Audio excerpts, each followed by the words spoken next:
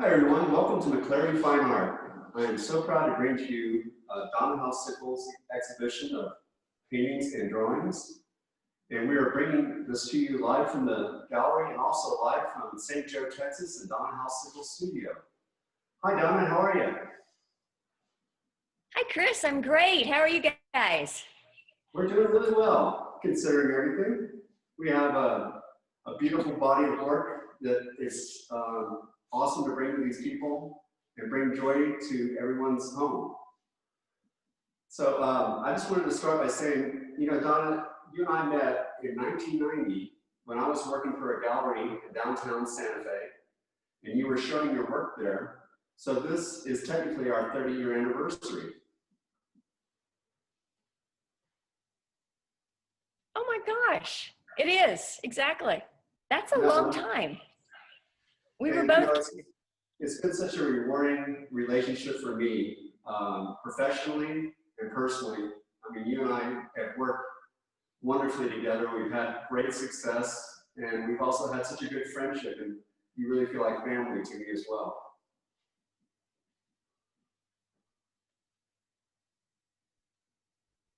I share that sentiment completely.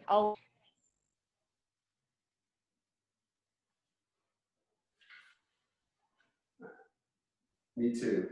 So let's start talking about some of the paintings that you've done for the show. You know, one of my favorite is One Ride at a Time. Oh, okay. That is One Ride at a Time. It's actually right in front of me. It's a piece that I used resource photos for this one that I took at the Pendleton Roundup Rodeo last year when I was the poster artist. And the arena itself is such a beautiful arena because it doesn't have any signage. It's just very clean. It's got a grass field, so you've got that green underneath, and all the gates are very brightly colored, yellow, blue, red, and green. So it's just an unusually beautiful arena, and it's big. So having those yellow gates in the background, as I was going through all the photos that I took, I was really taken by the great contrast that yellow gate made. So the energy and the vibrance and the idea that kind of underlies all of my bucking horse drawings is that, you know, there's no one ride that really defines your life. Your life is made up of just one ride after another. Some days you ride that red horse beautifully. You know, some days you get knocked off. So it's an accumulation of rides, and it's how you approach it that makes the difference. Yeah, you fall off and you get right back up, right? Absolutely, every day. Well, you know, what I love about it is the action in it too. There's motion, you know. Many of your paintings are still life portraiture, but I love the ones that have the action and movement. You can really feel everything moving in this painting. Thank you. I like that about this piece as well. Well, another piece, and for me, it's quintessential, probably one of the first paintings you've done, Greetings from the America West. That's kind of been your theme that you started with in your career, and it's called Greetings from Out West. And to me, it's just a quintessential Donna Howell-Sickles painting with a cowgirl full of life, joy, and just warm and welcoming. Thank you. Interestingly enough, this piece was also influenced by the Pendleton Roundup experience. When I did their poster, I did 3 images for them to choose from. And this one, although one of my was not the one that was chosen, and I've sort of hung on to her for about half a year here, and got her out for this show because I like the energy and the joy and the truly welcoming spirit that this young cowgirl has. And we all want to feel that kind of welcome when we arrive. So she's going to fall into that welcome home category. Yeah, absolutely. And that's what I get from people all the time in the gallery is that your work makes them feel happy and joyful.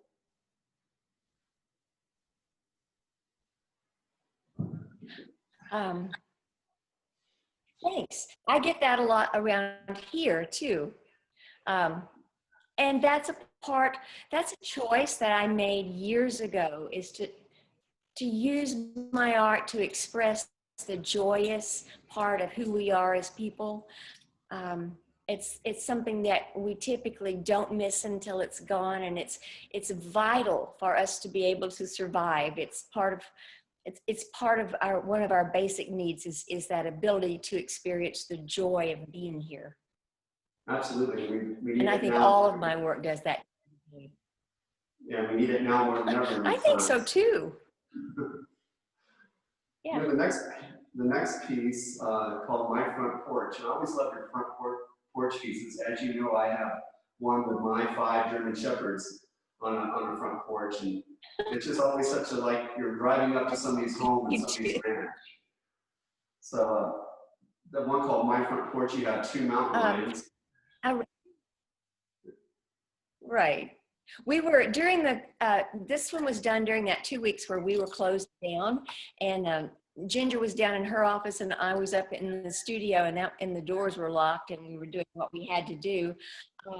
And there was a young photographer that lives not too far from here over in Throckmorton, and she did a project where she drove around their little town and took pictures of everybody on their front porch.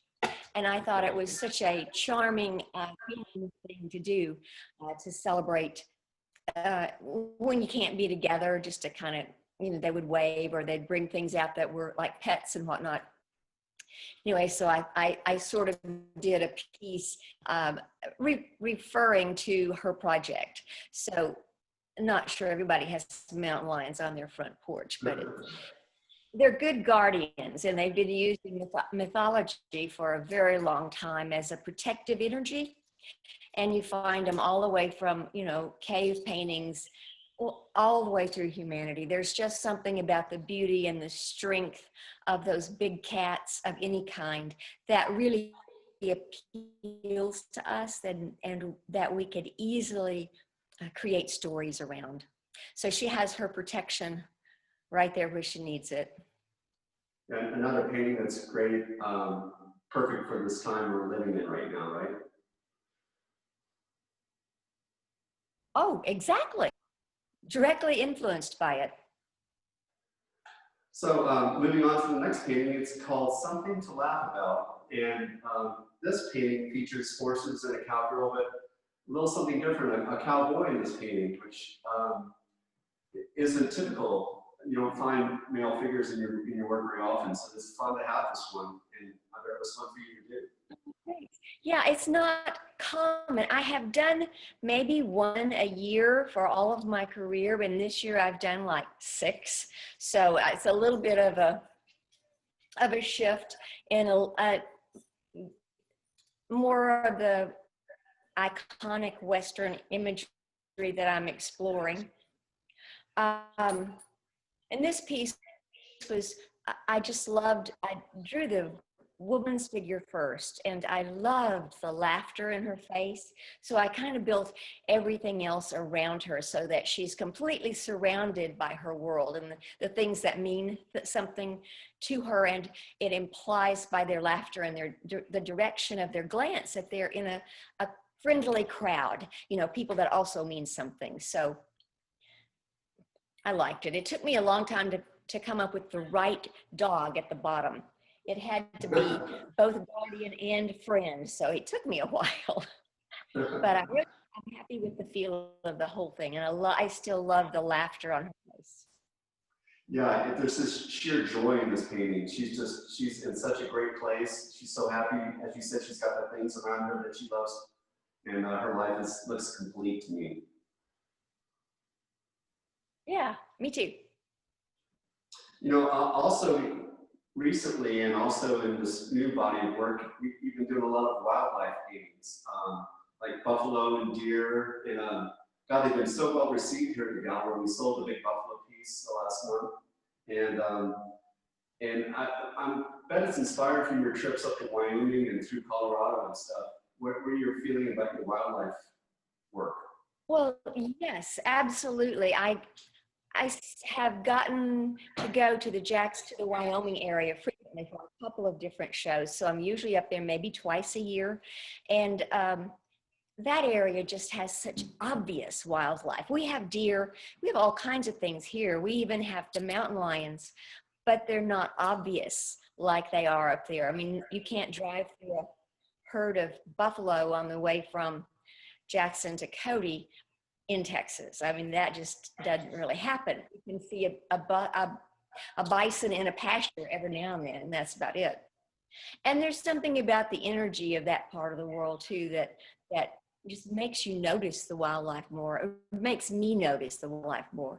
The antelope and the deer that are so dark gray, I think they're mule deer.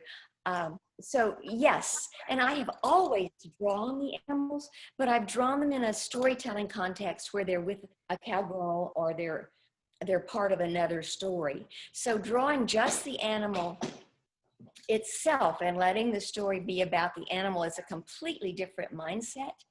And it's hard for me to figure out when it's done, because all you're going for is that immediate feel of a live animal right there in front of you. So you have to keep working and erasing and drawing and erasing until you kind of feel it moving in front of you. And then its eyes have a bit of liveliness to them. So sometimes they happen quickly, and sometimes, you know, I put it on, take it off, and put it on and take it off a million times until you're just sick of that animal. And then all of a sudden it comes together and you get the lines in the right place and the movement feels exactly right. And it's like, okay, stop now. Awesome, awesome. Well, speaking of Wyoming and Cody, I remember so fondly going to Cody, Wyoming, and watching you in the quick draw at the show up there. And there was such great spontaneity when you were working quickly in front of an audience. And to me, that's kind of the foundation of your larger work, is your small drawings that lead to bigger ideas. And you rounded out this show with several small drawings, which to me there's just such a quickness, a spontaneity, and a freedom in those small pieces that to me are great studies for larger pieces. Do you enjoy doing smaller works as well? Most of the time. My natural inclination is to draw big and loose, but yes, it requires a bit of focus to make those little pieces happen.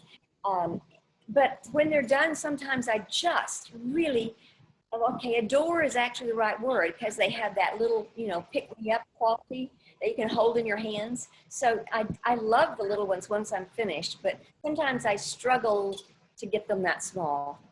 But those quick draws, I remember the year you were there, that was very early on. And that first quick draw that I ever did, I honestly kind of thought I was having a heart attack. It was so scary, but it worked out fine.